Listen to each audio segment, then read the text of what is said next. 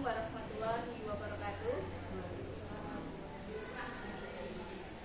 Di sini kami akan mewawancarai Ibu Gani selaku pembina pramuka di SMP Negeri 25. Ada beberapa poin, yaitu ada 5 poin. Yang pertama, fungsi dan tugas pembina, meliputi apa saja fungsi pembina. Kami saja fungsi dan tugas pembina. Untuk fungsi di sini itu kita hampir seperti guru, seperti tenaga pendidik, yaitu mendidik, kemudian memberikan materi, kemudian sebagai fasilitator, sebagai motivator. Ya kurang lebih sama seperti guru pada umumnya, hanya saja yang menjadi pembeda adalah di sini pembina itu sekaligus mengarahkan kegiatan di lapangan. Kemudian untuk tugasnya kita juga agak sedikit luas dibandingkan guru ya, mulai dari merencanakan program, kemudian melaksanakan program, kemudian menyampaikan materi, evaluasi, kemudian kita juga mendampingi di lapangan juga. Jadi lebih kompleks dibandingkan guru kalau menurut saya, lebih lengkap juga sih. Oke, baik. Yang kedua, apa saja tugas pembina? Ya, tadi sudah saya sebutkan ya kalau tidak salah, untuk tugas pembina mulai dari merencanakan program. Kalau di sini nanti kakak-kakak bisa melihat contoh-contoh program kerjanya, mulai dari program kerja harian, mingguan, harian itu sama dengan mingguan itu ya. Kemudian ada bulanan, kemudian ada tahunan, ada juga periode. Jadi nanti bisa dilihat. Kemudian kita juga membuat RTA juga. Jadi nanti ada rencana tindak lanjut juga. Itu dibuat sebelum kita melaksanakan kegiatan ekstrakurikuler. Kemudian nanti setelah ekstrakurikuler selesai itu kita juga membuat evaluasi. Jadi setelah 1 tahun berjalan, apa saja kegiatan yang memang perlu dievaluasi atau mungkin tidak dikembangkan, yang belum kita berikan itu nanti kita catat, kemudian kita agendakan untuk pertemuan atau kegiatan di tahun berikutnya. Oke, baik. Tadi sudah dijelaskan apa saja tanggung jawab pembina, apa saja kewajiban pembina. Berikutnya yaitu pertanyaan kedua, struktur organisasi dan administrasi gugus depan. Yang pertama yaitu menjelaskan terkait gugus depan. Untuk gugus depan itu merupakan satuan terkecil organisasi kepramukaan. Jadi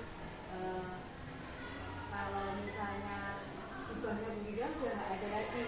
Kita biasanya adalah gugus depan yaitu sekolah mulai dari SD sampai dengan perguruan tinggi, itu semua masing-masing memiliki gugus depan dan nomor gugus depan yang berbeda-beda. Kemudian setelah gugus depan nanti kita bisa menunjuk ke Paran itu adalah tingkatnya di kecamatan ya, kemudian nanti di Wajah dan seterusnya. Baik, ya berikutnya yaitu bagaimana struktur organisasi dan majelis pembimbing gerakan pramuka di SMP Negeri 25 Surakarta. Untuk struktur organisasi di sini kita sama dengan pada umumnya organisasi kepramukaan yang lain.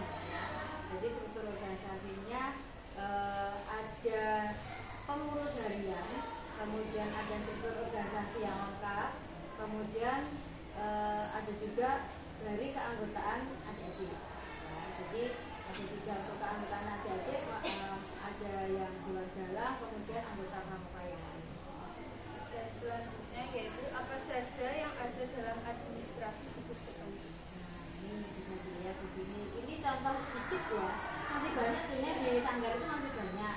Mulai dari agenda harian, kemudian ada buku kas juga. Ini kas hidup sama dengan iuran anggota itu beda. Kemudian ada lagi nanti buku kas pembina juga ada lagi. Jadi dibeda-bedakan. Kemudian untuk administrasi seperti ini ada buku induk, kemudian buku catatan pribadi.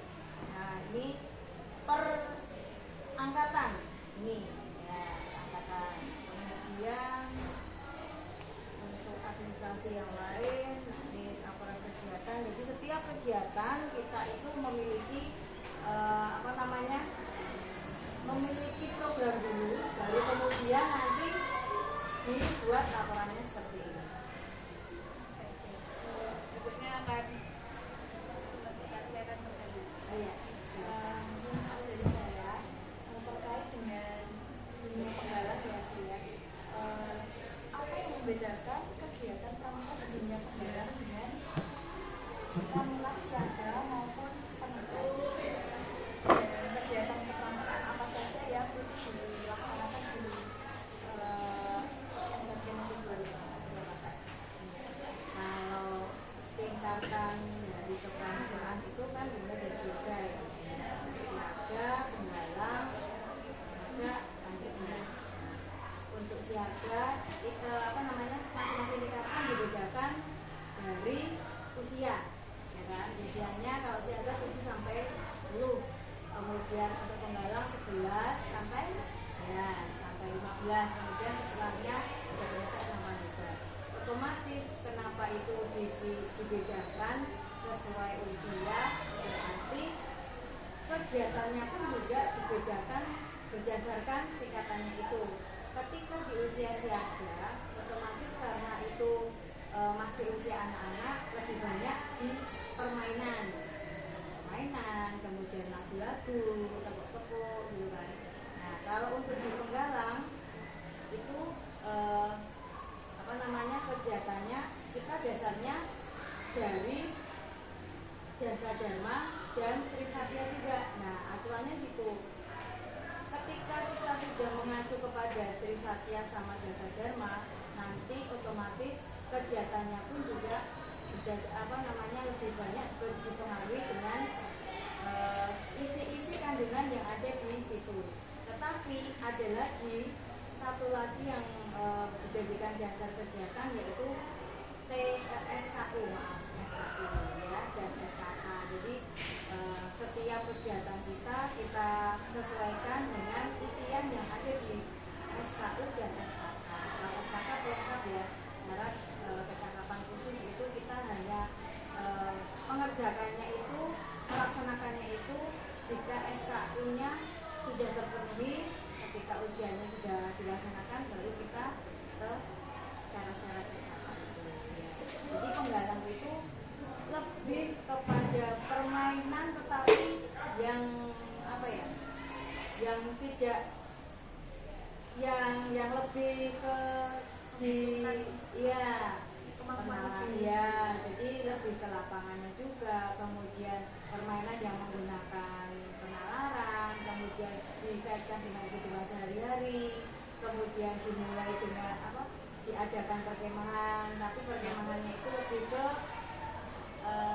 mencoba, jadi dilatih dulu. Jenis perkemahannya pun juga nanti berbeda dengan perkemahan yang dipenegak sama Pandega otomatis, karena kita baru latihan. Kurang lebihnya seperti itu jenis kegiatannya. Untuk pertanyaan selanjutnya, kalau dalam dunia pendidikan, dalam khususnya itu seorang guru, kita menerapkan sistem AMO. Ya. Nah, untuk kaitan dengan pramuka, bagaimana cara kakak dalam menggunakan pramuka penggalang sistem AMO tersebut? Sistem AMO itu sebetulnya seperti yang tadi di awal saya sampaikan, bahwa pembina hampir sama dengan guru ya pastinya. Sistem AMO itu lebih kepada pendekatan yang lebih dekat lagi dibandingkan guru kalau menurut saya. Di sini pun juga kita mencoba seperti itu. Jadi karena tingkatan SMP ada tingkatan penggalang dan manggilnya pun kan juga beda. Nah kalau guru kan guru dan siswa jelas pasti Pak, Bu, Nak gitu kan. Nah kalau di sini lebih kepada kakak sama adik. Kalau penggalang kan gitu ya kan. Kalau pembina manggilnya kakak, kalau ke anak didiknya itu manggilnya adik. Itu saja sudah menurut saya lebih lebih dekat dibandingkan guru, ya kan? Pilihannya itu tidak ada jarak gitu, paling jaraknya hanya sebatas usia, bukan jarak jabatan kalau menurut saya. Tapi kalau untuk guru dan siswa kan ada dibatasi jabatan. Nah, kita juga menerapkan seperti itu, jadi lebih dekat dengan anak didik, dengan adik-adik, tetapi tidak mengesampingkan ketika kita itu di luar pramuka. Tetap mereka itu bisa berlaku seperti murid ketika di luar, tetapi ketika dalam kegiatan pramuka mereka berlaku sebagai adik yang memang memerlukan apa ya namanya, bimbingannya itu bimbingan antara kakak sama adik gitu aja. Jadi nggak formal gitu. Kalau ini sistemnya seperti Kak ya. iya kakak, iya betul. Terus pertanyaan selanjutnya, kesulitan apa saja yang kakak alami selama berhadapan dengan siswa di dunia pembalap, serta bagaimana tips dan triknya kakak dalam berkomunikasi dan bergaul? Kalau untuk kesulitan di sini ya, Ya, khususnya di SMP, di pangkalan SMP 25 ini saya rasa tidak terlalu banyak kesulitan ya. Hanya saja karena terkadang terpancang dengan waktu jam KBM. Jadi maksudnya banyak kegiatan sekolah yang memang itu bertabrakan dengan kegiatan ekstrakurikuler pramuka. Ya, jadi di sini di SMP 25 kegiatan ekstrakurikuler pramukanya dijadwalkan pada hari Jumat setelah sholat Jumat. Nah, biasanya di hari tersebut itu Bapak Ibu guru ada kegiatan tambahan untuk yang di luar KBM, jadi seperti pengajian, kemudian seperti jalan wanita. Jadi terkadang kita hanya kesulitannya di masalah waktu saja. Nah, tapi untuk mengatasinya kita mengadakan kegiatan tambahan di luar itu. Jadi memang tidak resmi kegiatan ekstrakurikuler khususnya untuk adik-adik yang jualan penggalang. Itu salah satu trik kita. Jadi ketika memang kegiatan ekstrakurikulernya itu ditiadakan, misalnya di hari Jumat itu satu hari ditiadakan, mungkin mereka kita ajak di hari yang lain dalam minggu yang sama, misalnya Kamisnya atau mungkin Sabtunya, itu untuk menambah materi, tetapi bukan kegiatan ekskul. Kita santai ya, jadi mungkin sambil Sabtu siang ke sini, Sabtu pagi ke sini, ada setelah olahraga hari Sabtu kan itu kan libur ya. Nah, itu mereka ke sini itu untuk berlatih hanya santai gitu aja, tetapi kita ada menambah materi juga, tetapi tidak terstruktur seperti, tidak terprogram seperti yang ada di program rencana program. Kurang lebih seperti itu. Lalu yang terakhir dalam kaitannya menurut kakak, kegiatan apa yang paling menyenangkan di dalam pramuka dunia pembalap ini? Menurut saya atau menurut adik-adik? Kalau di sini ya menurut kakak. Semoga apa yang menurut saya itu sama dengan apa yang yang jadi kebahagiaan adik-adik ya, kegembiraan adik-adik juga. Jadi salah satu kegiatan yang dinanti adik-adik itu adalah perkemahan. Ya. Jadi mau yang kelas 7, mau yang kelas 8, kelas 9 itu sama. Di sini semuanya menantikan perkemahan. Hanya saja kita kan terkadang juga terpancang dengan anggaran sekolah. Nah, sementara kalau misalnya kita berkegiatan itu menarik biaya ke adik-adik, itu juga tidak diizinkan juga. Nah, jadi kita terkadang juga agak semacam dibatasi dengan itu. Tetapi pasti kita siasati dengan program sekolah di awal. Ya, jadi tetap kita mengusulkan kepada sekolah bahwa akan ada kegiatan perkemahan 2 kali. Kita memprogramkan di sini 2 kali. Jadi makanya adik-adik juga menantikan, karena tahu setiap bulan ini ada kegiatan perkemahan